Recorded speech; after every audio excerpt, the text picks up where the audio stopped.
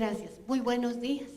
El día de hoy les voy a exponer, vamos a empezar explicando en qué consiste este fenómeno. La hiperpaternidad es la excesiva atención que los padres y madres dedican a los hijos, incansable supervisión de lo que hacen y de su completo desarrollo. En este fenómeno, los hijos pasan a ser el eje central de la familia. La estructura, todo lo que los padres hacen, gira alrededor de los hijos. Les voy a ir explicando algunas características del perfil. Yo lo que les pediría es que vayan evaluándose ustedes, que vayan viendo cuáles son esas características y vayan viendo si yo mamá, yo papá, tengo esas actitudes o tengo esas conductas con mis hijos. ¿Cuál es el perfil de los padres que sobreprotegen a sus hijos? Regularmente son jóvenes, profesionales, con una situación social y laboral adecuada, preocupados por la crianza de sus hijos, pero tienen desde el momento que planean una familia, tienen una estructura diseñada. ¿Qué es lo que quieren que sus hijos sean? O sea, se proyectan en sus hijos para que sean altamente competentes y se puedan desarrollar en la selva o en la actualidad, en la sociedad, en el siglo XXI. Sus hijos son el símbolo de estatus y el reflejo de las propias aspiraciones. Todo lo que ellos quisieron ser o quisieron tener se ve reflejado en sus hijos. Muchas veces es aquello que no pase lo que yo pasé, que tenga las oportunidades que muchas veces yo no tuve. Por lo regular son padres apegados al estilo de crianza con apego exagerado. El estilo de crianza con apego es aquel estilo en donde se enfoca en el niño. Es la teoría que dice que el niño no hay que dejarlo llorar, que hay que prestarle atención a sus necesidades y está bien, pero estos padres tienden a exagerar ese apego con tal de crear vínculos afectivos, porque de eso se trata. Entonces al niño hay que prestarle atención, hay que atenderlo, pero hay que tener un equilibrio, no se puede ir al extremo, porque lejos de crear esos vínculos afectivos que se pretenden, estamos haciendo más daño y no se les permite que crezcan. Y muchas veces ese estilo de crianza lo único que pretende es esa competencia de quién es la madre más madre o el padre más padre, porque entonces se empieza aquello de que yo le doy lactancia a libre demanda a mi hijo, y está bien, pero no tendría que ser una competencia o no tendría que ser porque digan que soy el mejor padre o la mejor madre, que por eso le doy todo a mi hijo.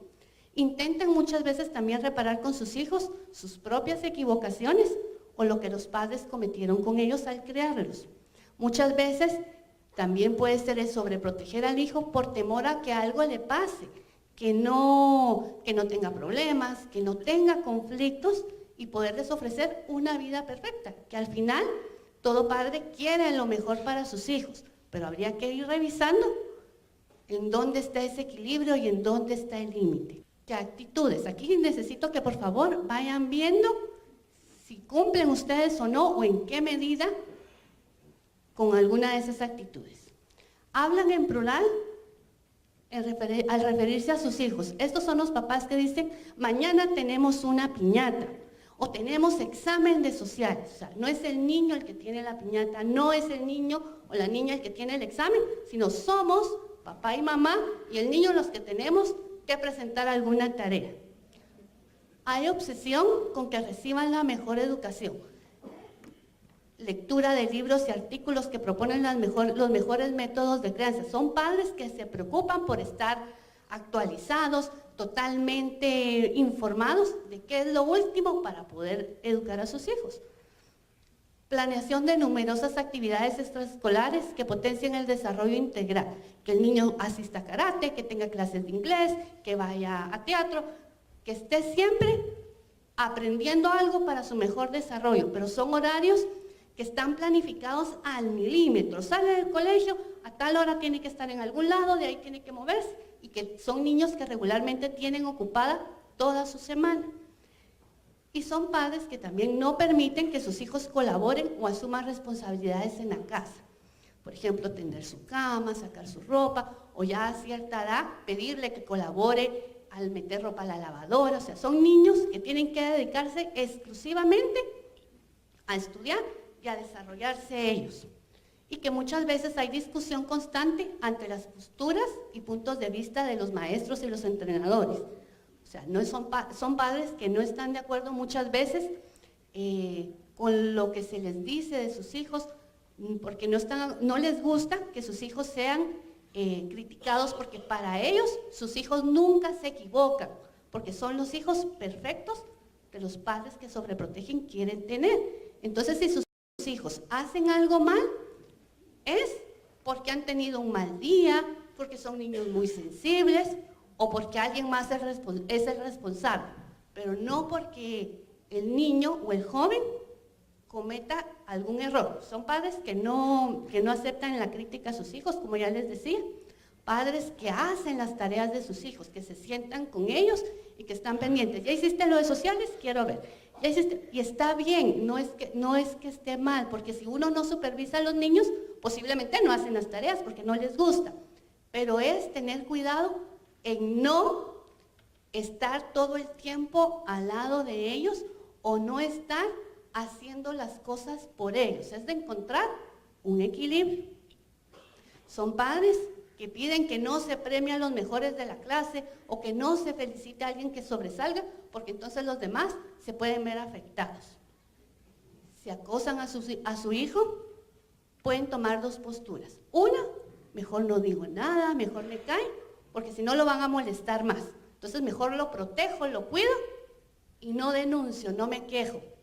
O bien, no necesariamente lo acosan, pero frente a cualquier dificultad o frente a cualquier conflicto, ellos exigen que se resuelva de manera inmediata y que muchas veces el niño no se entere o que no se sepa quién es el niño por el afán de que no afronte el niño la situación y protegerlo, que ese es el fin último. Bueno, ¿qué tipos de padres sobresalen bajo el estilo de crianza de la sobreprotección? Pueden ser padres que son mayordomos, asumen el rol de choferes, entrenadores, guardaespaldas, son los profesores particulares porque son los que tienen que explicarle la tarea a sus hijos y son mayordomos, están al servicio del niño o la niña. Pueden ser también padres helicópteros o drones, que son los que son profesionales, que trabajan, pero se las arreglan para controlar a sus hijos desde la distancia, ya que no pueden estar físicamente. Yo tengo todo bajo control y estoy pendiente de lo que hace y de lo que no hace el niño o la niña. O bien son padres quitanieves o aspiradoras, que quitan cualquier obstáculo que el niño pueda tener en el camino. Entonces, y esto es para que el camino esté listo, que el niño no tenga dificultades, no tenga conflictos, pero lejos de prepararlos para el camino o para ser competentes en el mundo que les espera, estamos volviendo chicos que más adelante van a tener dificultades muy serias. ¿Por qué es que se da este fenómeno o por qué es que ocurre? Primero, la globalización y la alta competencia profesional. Todos queremos que nuestros hijos sean altamente competentes, que estén preparados profesionalmente, pero se vuelve una competencia, a ver quién es el mejor, quién es el más excelente, quién es el que sobresale. Y para eso necesitamos atenderle, necesitamos darle todo lo que necesite.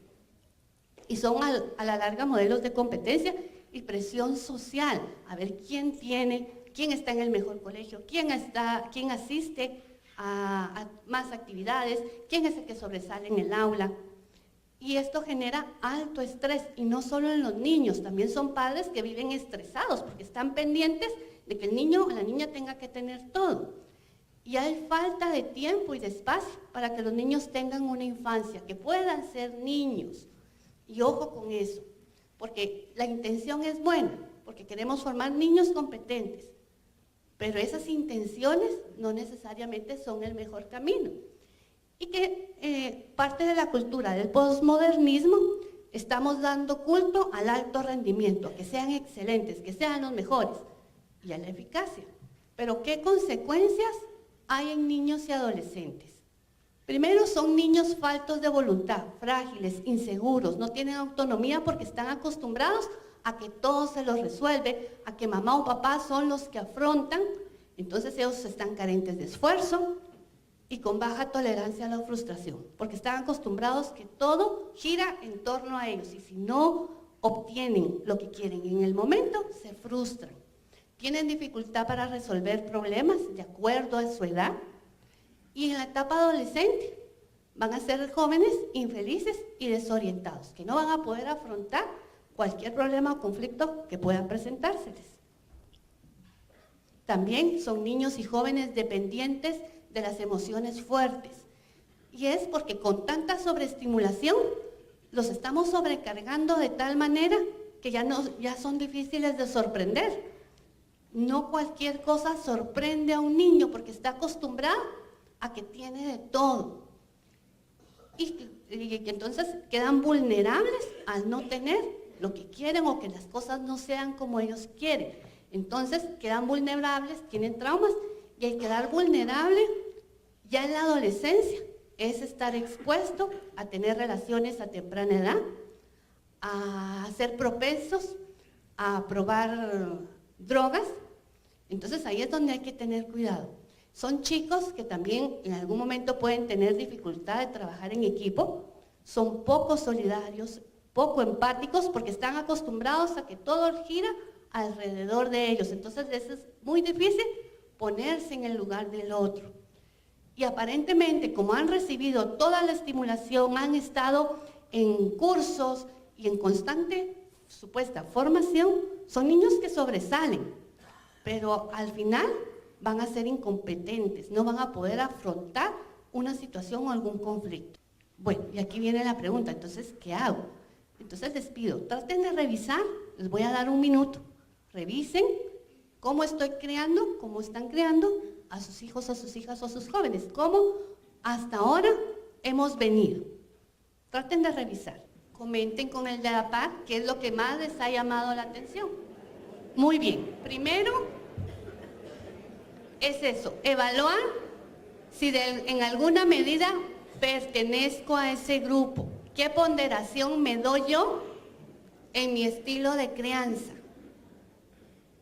Me reviso qué son aquellas cosas que estoy haciendo bien y qué cosas son aquellas que debo revisar, evaluar y que son factibles. Yo aquí les voy a dar algunas sugerencias, pero cada familia tiene su estilo particular de criar y de educar a sus hijos y eso lo respetamos. Vayan evaluando ustedes de estas sugerencias qué es posible, qué pueden llevar o no a cabo. Bueno, primero tomar conciencia que cuando son mayores hay que darles responsabilidades. Está muy bien crear desde pequeñitos, crear lazos afectivos, que el niño se sienta querido, amado, respetado, pero conforme va creciendo hay que darle responsabilidades de acuerdo a su edad y brindándole la oportunidad que tome pequeñas decisiones desde que son chiquititos. ¿Qué ropa te quieres poner hoy? ¿Qué te gustaría que hiciéramos hoy? No siempre hay que darle explicaciones y no siempre hay que cumplir todo lo que ellos quieren, pero poco a poco irles dando esa oportunidad de ir desarrollando esa capacidad de desarrollar decisiones. Relajarse sin miedo, dejar que los niños se equivoquen, siempre estar al lado, estar pendientes, que no estén expuestos, pero dejar que se equivoquen, dejar que cometan errores, porque de eso van a aprender. Hacerles sentir que son capaces de hacer las cosas por sí mismos, a resolver sus errores y sus conflictos, que si te equivocas, no pasa nada, lo vuelves a intentar, y ahí va a estar mamá y papá para apoyarlos. Respetar el tiempo libre de juego, dejar que experimenten, que desarrollen sus propios intereses. Confiar en esas habilidades de sus hijos para que jueguen solos. El juego libre desarrolla la empatía, la cooperación y la creatividad. Dejarles intentar hacer las cosas una y otra vez, porque ese esfuerzo de intentar las cosas les va a ayudar a desarrollar tolerancia a la frustración. Dejarles que se aburran, que sean ellos los que organicen su tiempo. Ahora yo no sé si ustedes pueden ver en sus hijos, pero si no tienen teléfono o no tienen iPad o tableta, ¡ay, qué aburrido! No hay nada que hacer. Y hay oportunidad de salir a jugar, son niños que no conocen jugar trompo, yo-yo, cuerdas, salir a bicicletear y que son valiosas oportunidades de aprender a crecer. Lo más importante es saber acompañar, observar todo lo que hacen, no como control y sin intervenir, sino simplemente ser partícipes de cómo van evolucionando, qué logros van alcanzando y cómo van superando esos obstáculos, porque hay que aprender a caer, a levantarse, para poder aprender a crecer, amarlos, respetarlos con el espacio, con su espacio, pero con límites claros, porque hay reglas, en la sociedad hay reglas y hay que aprender a tener límites y a cumplirlos. Dar paso a la vivencia, a la emoción y sobre todo aprender a ser padres y madres imperfectos. El padre o la madre perfecto no existe.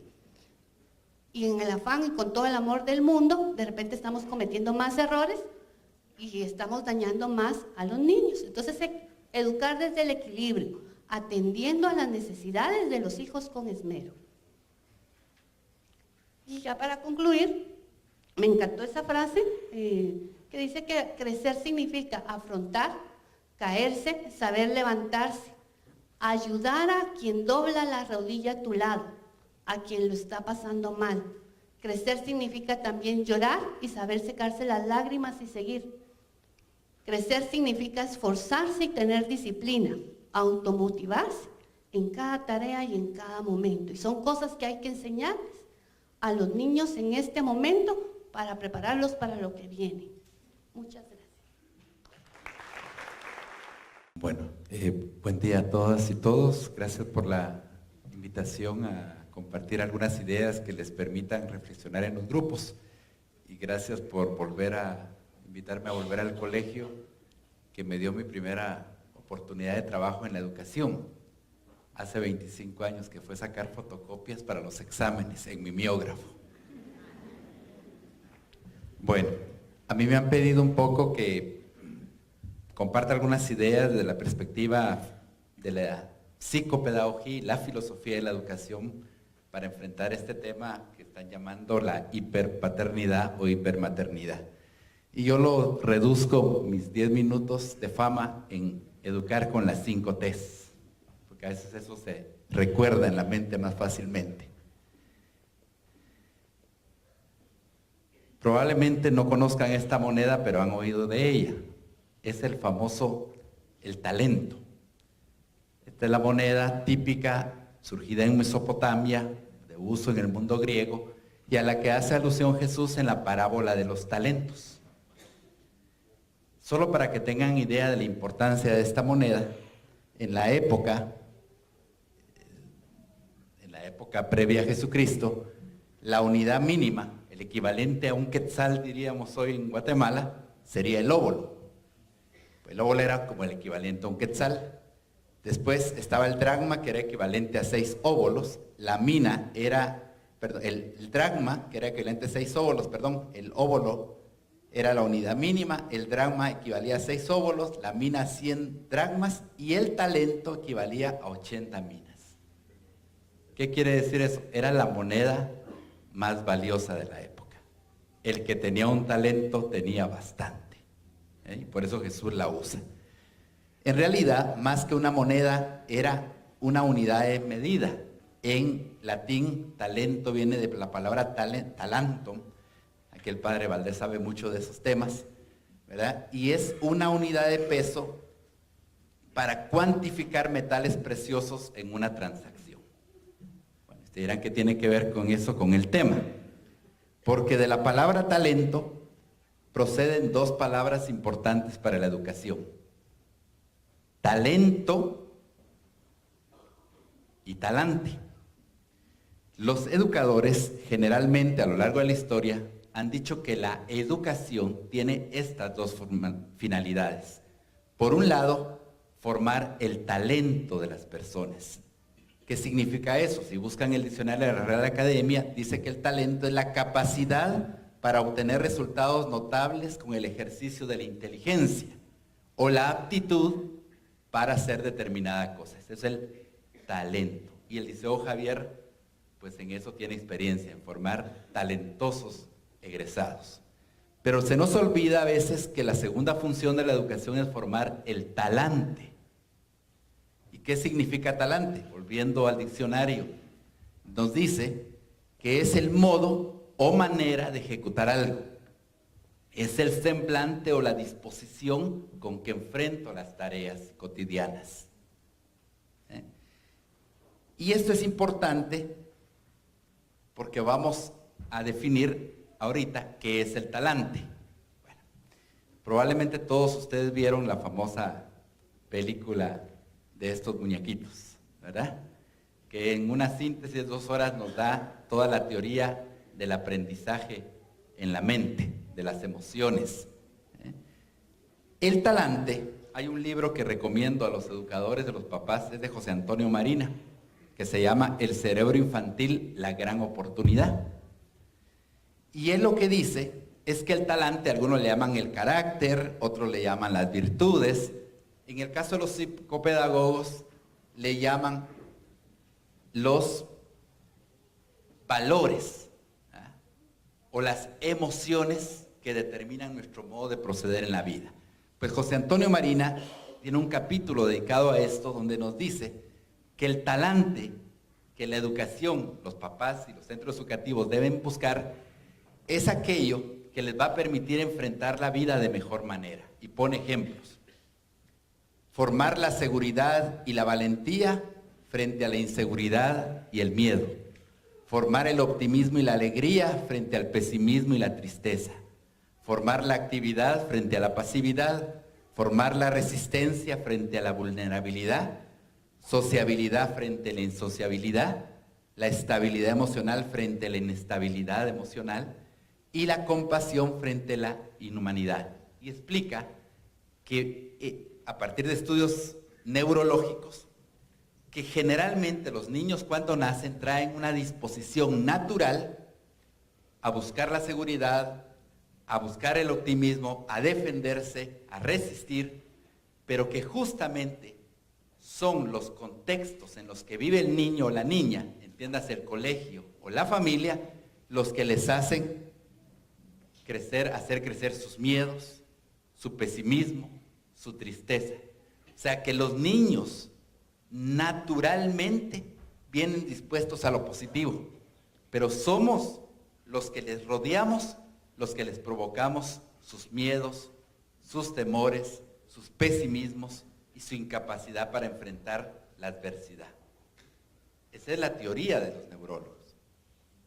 Y en ese sentido, más o menos la literatura lo que va diciendo es que para formar el talante se necesitan muchas cosas. Primero leer libros, ¿verdad? Y escuchar a los psicólogos.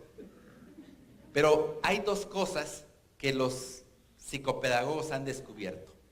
Para formar el talante, ese modo de enfrentar positivamente la vida, se necesitan otras 2 T. La ternura,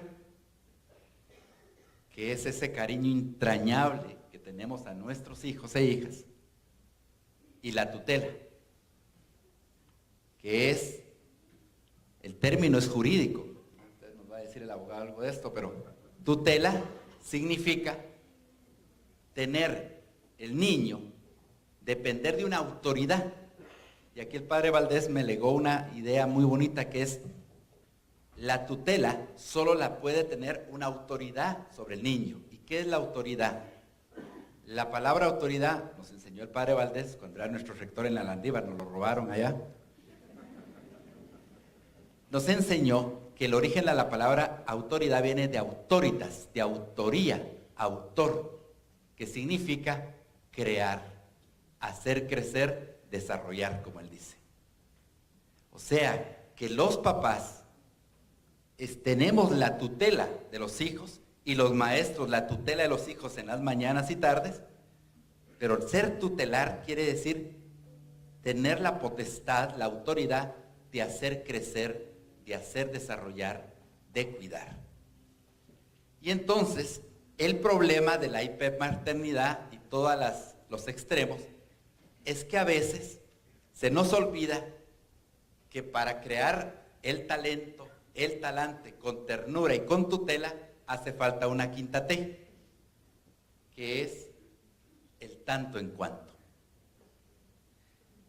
Y aquí el término que los filósofos de la educación desde el tiempo de Aristóteles le dicen a esto es el justo medio. Explico rápidamente, porque ya me queda poco tiempo, el justo medio.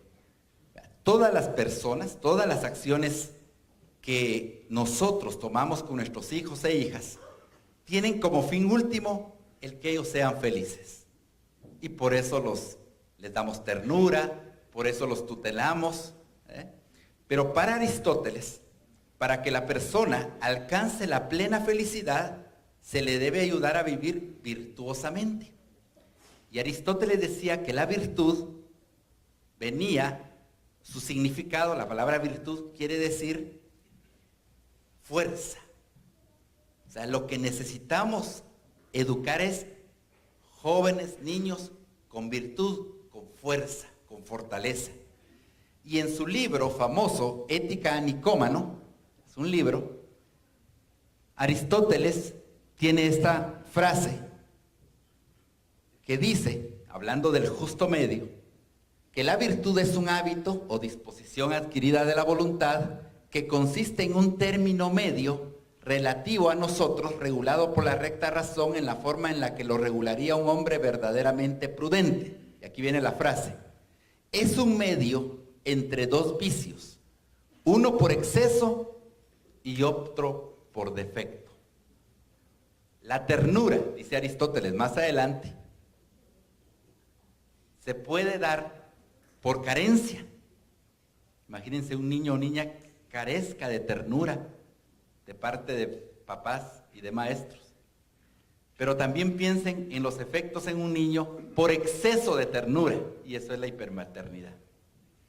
Aristóteles pone otros ejemplos. Por ejemplo, dice, luego lo confirma también Santo Tomás de Aquino, otro filósofo y que también habló mucho de este tema, que dice que es como la alimentación. No se trata de comer mucho o poco, sino lo necesario. Entre el exceso de ser temerario y el defecto y el defecto de ser cobarde está el justo medio, que es el valor. O sea, ni ser temerario, aventado en extremo, ni temeroso, es el valor, el justo medio. También dice, otro ejemplo, Santo Tomás, entre el gasto excesivo y la tacañería está el justo medio, que es la generosidad. De igual manera podemos decir de la ternura. O Aristóteles añade, por ejemplo, además que el justo medio no es igual para todos. Dice Aristóteles, el justo medio no es universal y único para todos, pues depende de cada cual de sus necesidades y de sus circunstancias. Para un superatleta, el justo medio en la comida será de una proporción mayor que la comida que necesita alguien como yo que no es atleta. Tomás de Aquino pone este ejemplo también.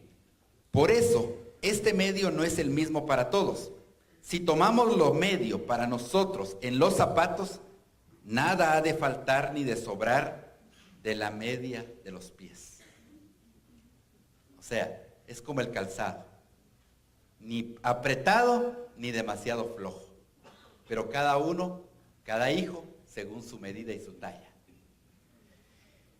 Esto, para terminar, Ignacio de Loyola, y aquí me sale lo ignaciano, y el que anda entre la mil algo se le pega. En la espiritualidad de San Ignacio, él insiste a lo largo de sus escritos, incluso para el que va a hacer los ejercicios espirituales, en esta palabra, tanto en cuanto. La frase de Ignacio, al inicio de los ejercicios espirituales, dice así: el hombre, y perdonen, en ese entonces no aparecía el tema de género que nos va a hablar Andrea luego, pero dice, la persona es creada para alabar, hacer reverencia y servir a Dios nuestro Señor, y mediante esto salvar su alma. Y las otras cosas sobre la haz de la tierra son creadas para el hombre y la mujer, y para que le ayuden en la prosecución del fin para el que es creado. Pero aquí viene la frase, de donde se sigue que el hombre tanto ha de usar de ellas cuando le ayude para su fin. Más adelante San Ignacio también dice, tanto en cuanto o adaptarse a tiempos, personas y lugares. El justo medio, dice Ignacio, debe adaptarse a tiempos, personas y lugares. Se me acabaron los 10 minutos, muchas gracias. Muy buenos días, mucho gusto y quiero empezar agradeciendo al Liceo Javier por la amable invitación que me hizo de participar en este evento. Para mí siempre es muy emocionante dirigirme a papás, a quienes por cierto felicito por estar presente porque me ha tocado participar en eventos parecidos y pues la verdad es que normalmente los auditorios están bastante vacíos y este auditorio está muy lleno. ¿Por qué los felicito? Por la paradoja que a nosotros como papás nos toca vivir. Nadie nos enseña a ser papás, pero nosotros tenemos que guiar a nuestros hijos. Y como soy el elemento exótico de la mesa, porque no soy educado, les quiero decir quién les habla. En primer lugar, quiero que sepan que les habla un papá de 2 hijos. Un papá que para llevar el sustento a su hogar se dedica a ser abogado y en su práctica profesional atiende a colegios o al sector educativo y que derivado de su práctica profesional le ha tocado vivir experiencias y le ha tocado presenciar situaciones muy complicadas en las que familias se han desintegrado y adolescentes o niños se han visto expuestos a situaciones a las que estoy seguro que ninguno de nosotros, como papás que somos, quisiéramos que nuestros hijos estuvieran expuestos nunca. ¿Cuál es mi propósito de estos 10 minutos, que ahora pongo el tiempo para no pasarme?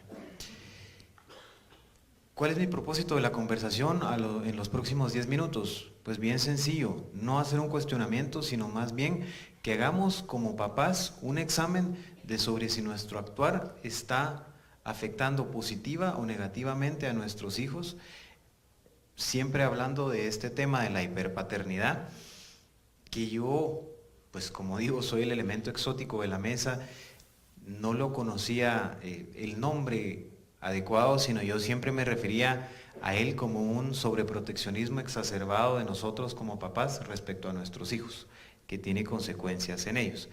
Y al contarles algunas experiencias que me ha tocado vivir, les quiero contar cuáles eventualmente pueden ser las consecuencias legales que esto genera para nuestros hijos.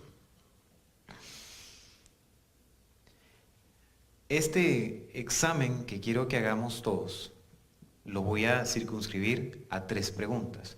En mi rol de papá, ¿afecto positiva o negativamente en la educación de mi hijo? ¿Cuánto afecto su convivencia con el resto de la comunidad educativa? Entendiéndose como comunidad educativa, maestros, alumnos, otros padres de familia y el colegio en general. ¿Lo estoy enseñando a tomar sus decisiones y asumir sus consecuencias?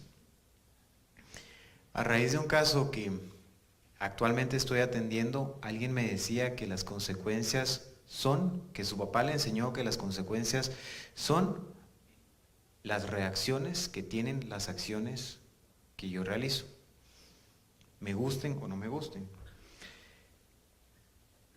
En función de estas 3 preguntas que acabo de hacer, cuando me dirijo a papás, a colegios o a docentes, o inclusive alumnos, me encanta siempre incluir esta diapositiva porque me parece que representa de muy buena manera cómo actualmente se está desarrollando la educación, no solo en Guatemala, sino a nivel mundial. La evolución de hace 15 o 20 años a la educación actual, y ojo que esta figura es del 2006. En su momento, cuando había un cuestionamiento por las notas de los hijos, el cuestionamiento se dirigía hacia los hijos. Actualmente, en términos generales, por supuesto, el cuestionamiento no es hacia los hijos, sino es hacia terceros, el maestro, el colegio, los compañeros, etc. Entonces, ¿qué es lo que está pasando actualmente? Yo como papá no estoy de acuerdo, en términos generales, como consecuencia de este fenómeno que ya nos acaban de explicar, con las notas, con las llamadas de atención o la forma como interactúan otros alumnos con mis hijos. Y normalmente como papá no hago el ejercicio de examinar primero la actuación de mi hijo, sino que lo que hago es en función de este sobreproteccionismo exacerbado o hiperpaternidad, es identificar en terceros en dónde está el error o dónde está la causa del problema. Entonces, en función de eso, ¿qué es lo que como papá hoy por hoy estoy haciendo o estamos haciendo? Porque eso es un fenómeno que nos afecta a todos en mayor o menor medida. Y me parecía bien interesante cuando en la primera exposición decían que hiciéramos el análisis, pues yo lo hice y en mayor o menor medida en algunas de los puntos que exponían, pues yo creo que estoy ahí. Pero ¿qué es lo que hago con mi hijo? ¿O qué es lo que hacemos con nuestros hijos? Los estamos incitando a tener lo que quieran. Los estamos incitando a criarse con miedo. Y los estamos incitando a sobredimensionar situaciones que no necesariamente tienen la dimensión que nosotros les estamos diciendo que tienen.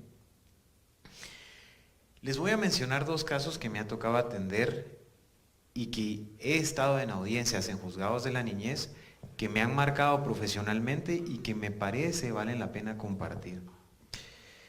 Y que tienen relación con estos 3 puntos que acabo de decir. Empiezo con el último, hacer que sobredimensione situaciones. En un juego en niños de 7 años, a la hora del recreo, que se estaban quitando las gorras porque tenían una actividad extracurricular ese día, pues una niña estaba en una rueda participando en tirar la gorra de un lugar a otro y estaba un compañero en medio. Finalmente ese compañero logró recuperar su gorra y para continuar con el juego lo que hizo es que le quitó la gorra a esta niña y esta niña, al no estar de acuerdo, se quejó con la maestra y acto seguido se queja con la mamá cuando la llega a traer al colegio. Hiperpaternidad. La mamá sobredimensiona esto, llega al colegio a decir que habían puesto en riesgo a la vida de su hija porque estaba recibiendo el sol y no tenía bloqueador solar. Es gracioso, pero es un caso real y les voy a contar cuál es el desenlace. Y después de eso inicia una serie de acciones de la mamá que creo yo ejemplifican de la mejor manera posible esto. Número 1, le exige al colegio que ninguno de los compañeros de la clase, que era una clase pequeña de 17 alumnos, se podía relacionar con su hija, porque podían poner en riesgo su vida. Exige al colegio que no pueda participar en ninguna de las actividades extracurriculares y como habían puesto en riesgo la vida de su hija, que no puede participar en las clases de natación, por ejemplo.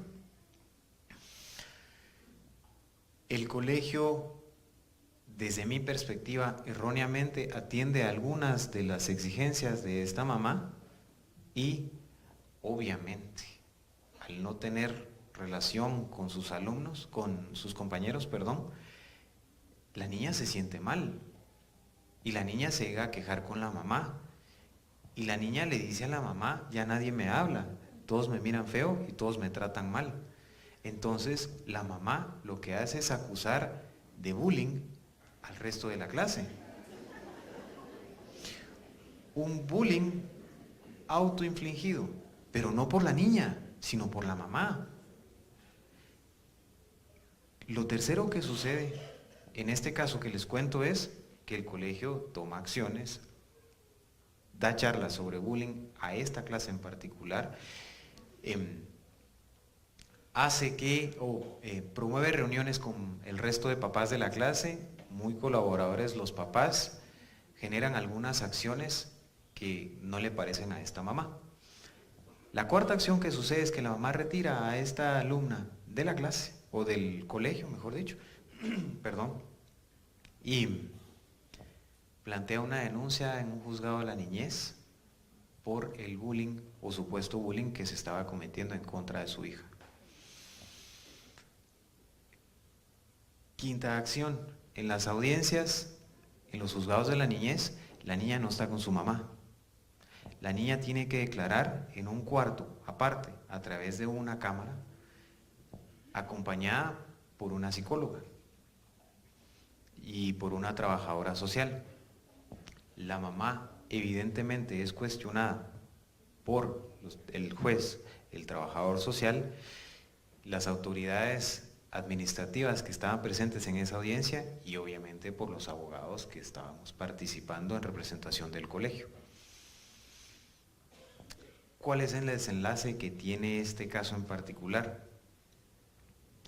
El juez determina que no existió bullying en contra de esta niña, sino que era una consecuencia de las acciones derivadas o de las acciones generadas por la mamá, y a la niña la envía a terapia psicológica y también envía a terapia psicológica y a escuela de padres del Estado, no una escuela de padres o unos cafés familiares como estos que son muy bonitos en actividades muy amenas, en instalaciones muy amenas, no, durante un año.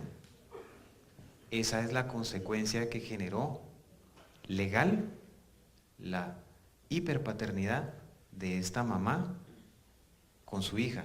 ¿Y qué era lo que pasaba? Además, después de hacer el análisis o la investigación de todo el tiempo en el que se fueron desarrollando estos sucesos, pues que la mamá lo primero que le preguntaba a la hija cuando la miraba y la llegaba a traer al colegio no era ¿cómo estás?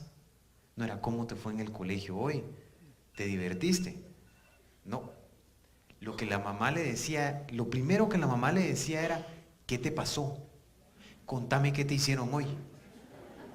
Y entonces la niña se dio cuenta que eso captaba la atención de la mamá y desembocó en el desenlace que les acabo de decir. Segundo caso, y muy rápidamente porque ya se me pasaron los 10 minutos, pero creo que vale la pena. Un incidente que ocurre en el bus, ni siquiera dentro de las aulas, en niños de 9 y 6 años. Uno molestaba al otro, el otro le pega una cachetada y entonces se lo sienta en las piernas, le dice una cuestión, le dice algo inapropiado. Los papás ofendidos llegan al colegio, exigen la expulsión del alumno agresor, digamos, y el colegio toma las medidas disciplinarias que corresponden. 3 acciones puntuales. Lo pone a hacer un ensayo, lo pone a hacer trabajo social y además la consecuencia es que él iba a participar en una competencia internacional de deletreo y casi que literalmente lo bajan del avión. Los papás del niño agredido, y lo pongo entre comillas porque lo que les voy a comentar ahora, no conformes con eso, van y plantean una denuncia en el juzgado de la niñez y exponen de nuevo a su hijo a este mismo proceso que les acabo de decir.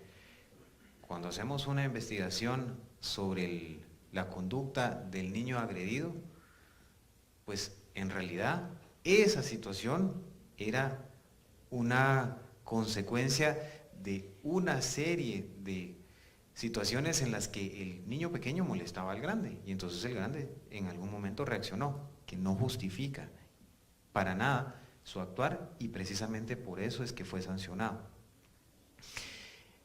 En esa audiencia me llamó poderosamente la atención porque era un juez que había conocido casos muy complicados relacionados con colegios, casos que han sido muy sonados de algunos años atrás, y entonces yo esperaba una reacción totalmente diferente del juez. Y en esa oportunidad el juez nos da la palabra a una y a otra parte. Como centro escolar lo que hacemos es describir la serie de acciones que se habían tomado y las consecuencias que el agresor había tenido, y entonces el juez lo que hace es que se da la vuelta con los papás y les dicen: señores, ustedes ya se dieron cuenta de lo que están haciendo, ustedes ya se dieron cuenta que su hijo en este momento no está con ustedes, sino que debería estar en el colegio, que su hijo está en este momento, después de haber declarado en esta cámara, que les digo, en este cuarto aparte, se lo llevaron a un lugar separado en donde están niños de hogares, niños que han tenido conflictos con la ley penal, es decir, que han cometido alguna acción que en un adulto sería ilícita, por una situación que realmente no vale la pena. Y ustedes lo que están haciendo, disculpen que sea tan franco, es exponerlo a que aprenda cosas que no tiene que aprender, relacionándose con niños que están expuestos a otro tipo de situaciones. Acabo de conocer un caso, justo decía el juez, me acaba de tocar una audiencia en la que la niña estaba ahí con su hijo. La mamá se había suicidado enfrente de la niña y había tenido que declarar eso, y que el trauma había sido tal que lo repetía una, otra y otra vez. Entonces el juez les dijo, perdón, lo que les recomiendo es que cuiden a su hijo. Está mal darles nalgadas desde la perspectiva legal, pero como papá les pido que lo hagan y que le jalen las orejas de vez en cuando. Obviamente no para hacerles daño, sino para que tengan disciplina y que sepan defenderse en la vida. Y la audiencia terminó ahí y los papás, me llamó también poderosamente la atención y por eso les digo que me marcó profesionalmente y me marcó como papá. Al juez le dieron las gracias y le dijeron, no nos habíamos dado cuenta de lo que estábamos haciendo. Esa es la hiperpaternidad. Esas eventualmente son las consecuencias legales que pueden tener este fenómeno del que estamos hablando en nuestros hijos, y a eso los estamos exponiendo. Entonces, ya para finalizar, porque creo que me pasé de los 10 minutos, el mensaje que les quiero dar como papá, como abogado, es: examinemos nuestro actuar. Criemos a nuestros hijos para que ellos se sepan defender en la vida sin la presencia de nosotros, porque nosotros no somos eternos. Pero además, que no los sobreprotejamos, porque en nuestro afán de darles amor y sobreprotegerlos, lo que estamos haciendo, sin darnos cuenta a veces, como estos dos casos, de los múltiples que les podría contar, pero por el tiempo me circunscribía a estos dos nada más, es que los estamos exponiendo a situaciones en las que ellos no deberían estar, que es nuestra culpa y es nuestra responsabilidad. Y de nuevo, nadie nos enseña a ser papás, pero nosotros tenemos que guiar a nuestros hijos. Muchas gracias.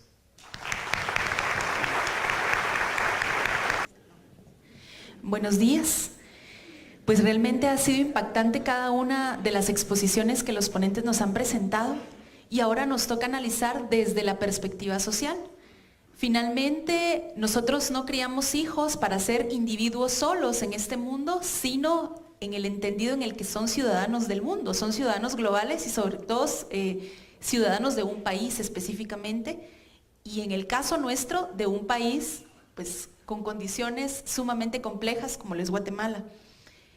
Desde la perspectiva social, ¿cómo analizamos entonces este fenómeno de la hiperpaternidad y la hipermaternidad?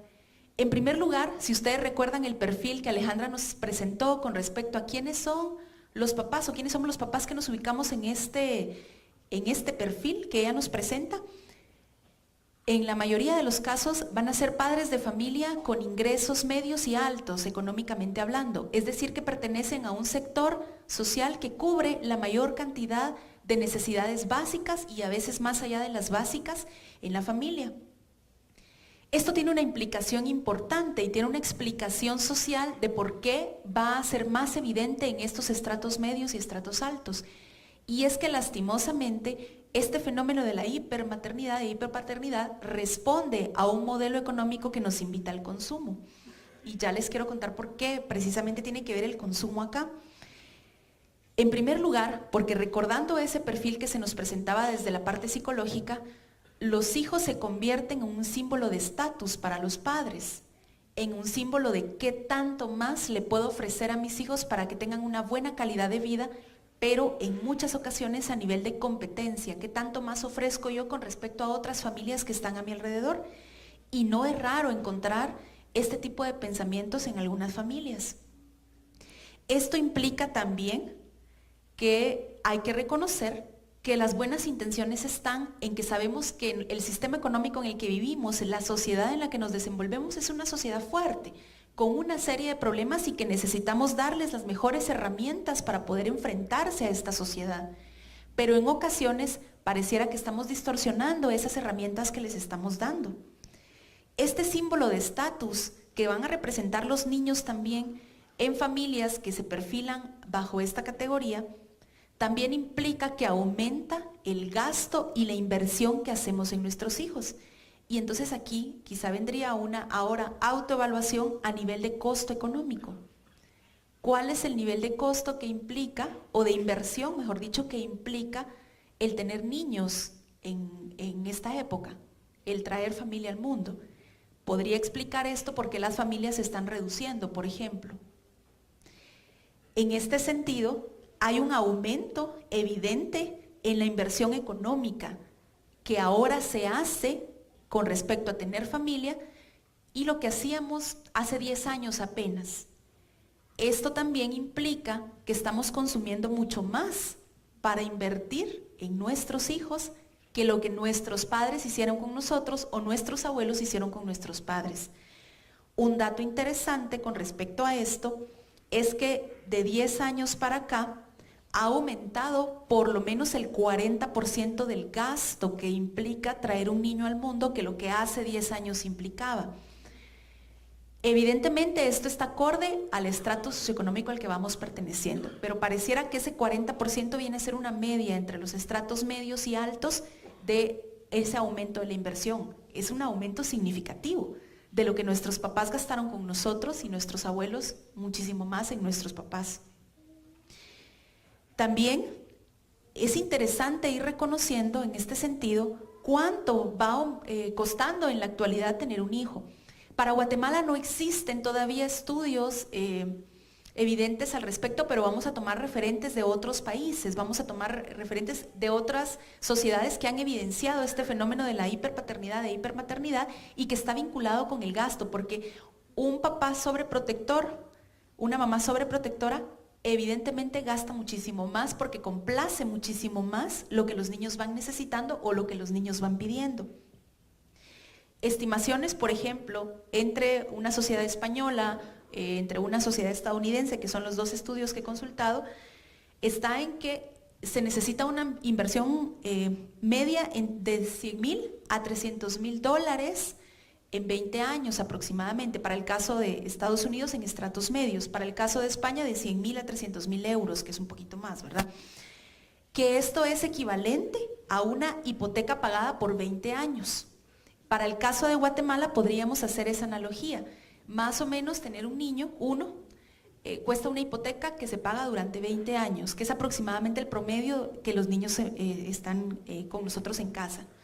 ¿Por qué lo menciono? Porque esto evidentemente es una cifra que alarma, pero que va dando reflejo de ese excesivo gasto que se hace y que en algunas ocasiones este gasto es también por necesidades falsas, por cubrir supuestas necesidades o que consideramos necesidades, pero que no lo son. Esto implica que en muchas ocasiones los niños son vistos como bienes de lujo, darles lo mejor en una buena intención, por supuesto, pero que de repente crea una malformación en el mensaje oculto que vamos dando a los niños. Los niños en la actualidad, o digamos los jóvenes en la actualidad, tardan muchísimo más que nosotros en ingresar al mercado laboral, porque algunas familias cubren incluso el gasto de la universidad y también viven más tiempo con sus padres. Están mucho más tiempo en la casa que lo que nosotros o nuestros padres permanecieron con la familia nuclear. Esto evidentemente implica que este fenómeno de hipermaternidad e hiperpaternidad puede durar muchísimo más tiempo que la crianza convencional hasta los 20 años aproximadamente que lo han tomado los expertos. Otro dato interesante ligado al aspecto económico es que cuando hay niños, cuando viene, digamos, un niño o dos niños al mundo en una familia, generalmente la madre no abandona el hogar, no abandona lo laboral, digamos, su trabajo. Hasta con el tercer niño esto es una generalización, es una media, el 40% de las mujeres ya al tener un tercer niño abandona lo laboral o se dedica a trabajos de medio tiempo. Esto también tiene una implicación a nivel de cuidado en el hogar, que no estamos diciendo que sea malo que la mamá esté allí, pero va dando algunos indicios de relación entre hipermaternidad con respecto al abandono laboral. Aunque bien veíamos al inicio también esos tipos de hipermadres e hiperpadres, en algunos casos que no dejan lo laboral, como los drones, pero que están ahí permanentemente. Una de las consecuencias tremendas que tiene este fenómeno es que en sociedades donde ha empezado antes esta sobreprotección, se ha evidenciado un aumento significativo e importante en el consumo de ansiolíticos en alumnos universitarios de primer año. Es decir, estamos enviando a nuestros hijos, a nuestros estudiantes con altos niveles de ansiedad a ese primer año universitario, que es donde se refleja ese cambio, digamos, de tratamiento entre un colegio y una universidad, o de un poco de desapego quizá de padres de familia con respecto a lo que se hacía en el colegio. Entonces aumenta el consumo de ansiolíticos. Calculen ustedes un muchacho de 17, 18 años consumiendo ansiolíticos por lo que él está sintiendo. Esto implica también que van a tomar decisiones posiblemente incorrectas al momento de elegir cuál va a ser su futuro, cuál va a ser su carrera. Aunque no hay un estudio claro de cómo se vincula una cosa con otra, pero sí las universidades están alertando acerca de las inseguridades con las que los muchachos están llegando. Hay un estudio interesante de la Federación Española de Familias Numerosas, contradictorio porque en Europa las familias cada vez son menos numerosas y hay personas que ya deciden no tener hijos, en donde tienen una conclusión muy clara. Las grandes familias, o sea, las familias con más hijos, preparan mejor a sus hijos que las familias con un único hijo. Y esto porque enfrentan mayores carencias económicas. Y entonces estas carencias económicas los preparan de mejor manera ante las situaciones de crisis, de ausencias y de austeridad. Es una conclusión interesante, porque está diciendo que los chicos que tienen más hermanos, que por lo tanto tienen menos cosas al acceso, están mejor preparados ante ciertas eventualidades de crisis. No podemos dejar pasar el hecho que el modelo económico en el que vivimos no está funcionando como creímos que iba a funcionar. Está creando grandes desigualdades, pero además, sobre todo los estratos medios se ven afectados por estas pequeñas crisis y algunas mucho más grandes económicas que se van presentando. Eso significa que si los chicos están acostumbrados a recibir todo, ¿cómo van a reaccionar frente a esas crisis que siempre van apareciendo y que los llevan a la austeridad? Por ejemplo, nosotros mismos podríamos evaluar en nuestra familia en el 2008 cómo nos afectó la última crisis fuerte económica que tuvimos, la recesión económica de Estados Unidos, cómo afectó la economía familiar. Y nuestros chicos se van a enfrentar a eso, porque este modelo continuamente va entrando en esos momentos de crisis. En este sentido, ¿qué país nos espera si la mayor parte de nuestros chicos, o si una buena parte de nuestros chicos, están siendo formados en ese modelo de hipermaternidad e hiperpaternidad? En primer lugar, jóvenes sin liderazgo. ¿Cómo abanderar un cambio social en un país como el nuestro si no existe liderazgo, si no hemos formado capacidad de enfrentar problemas? Evidentemente, familias a futuro con pocas herramientas para enfrentar lo que socialmente nos espera.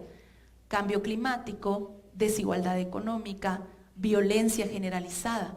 ¿Cómo enfrentar estas situaciones sin herramientas de resolución de problemas básicos en el aula, por ejemplo? Resolución de problemas básicos entre hermanos.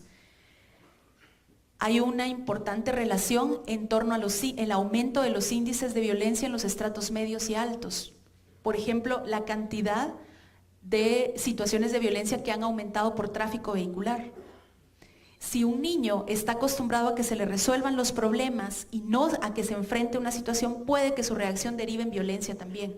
Entonces ya no estamos hablando solo de la violencia provocada, digamos, desde las estructuras mismas de violencia en nuestro país o, por ejemplo, desde grupos violentos como las maras, sino estamos hablando de resolución cotidiana de problemas a través de la violencia, que no es resolución finalmente.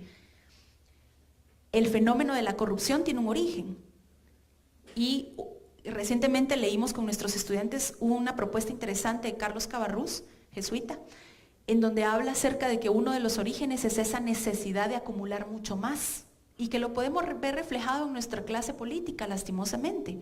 Esa necesidad de acumular más, pero ¿dónde se forma esa necesidad de tener más, de acumular bienes materiales en mayor cantidad?